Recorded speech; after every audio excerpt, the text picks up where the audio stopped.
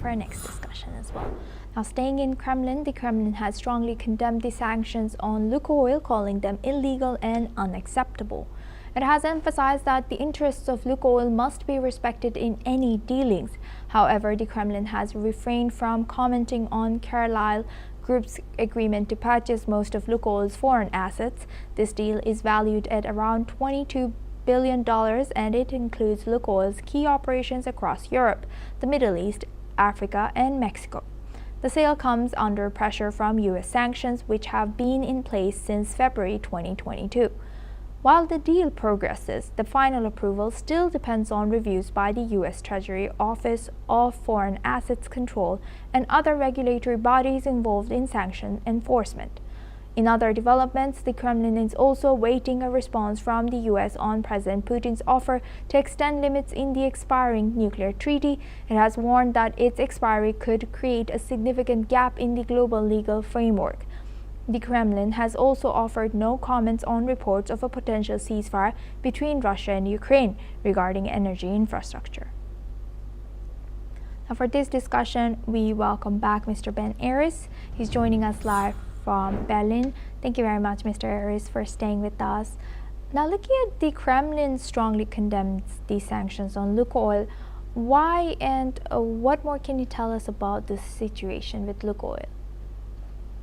So the oil sanctions are a complicated topic. The headline is that, firstly, Trump has put no sanctions on Russia at all for his entire first year, except these ones. And they should be seen in the context of the negotiations in order to bring the war in Ukraine to an end, something Trump was very keen to do, something he said he'd do in 24 hours after taking office, which of course didn't happen.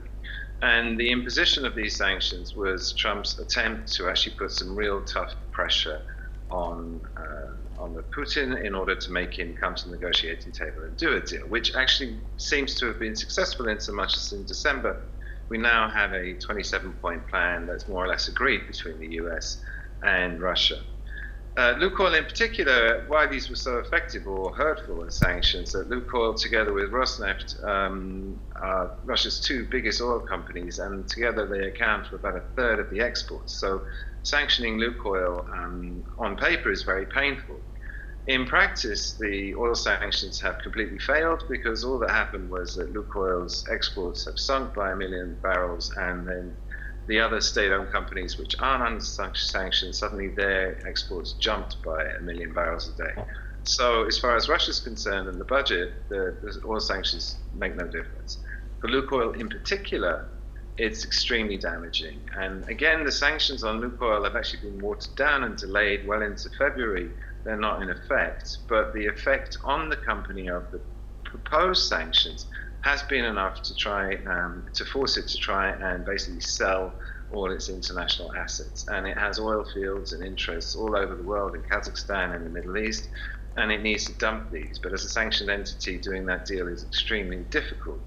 So the Kremlin is very annoyed because what you've done, in effect, is destroy one of Russia's best, and this is a privately owned company, it's extremely well run, and you've destroyed one of Russia's very best, very profitable companies, and force it into a position where it's going to have to sell all of these extremely valuable assets worth billions and billions of dollars at knockdown prices. So of course they're objecting.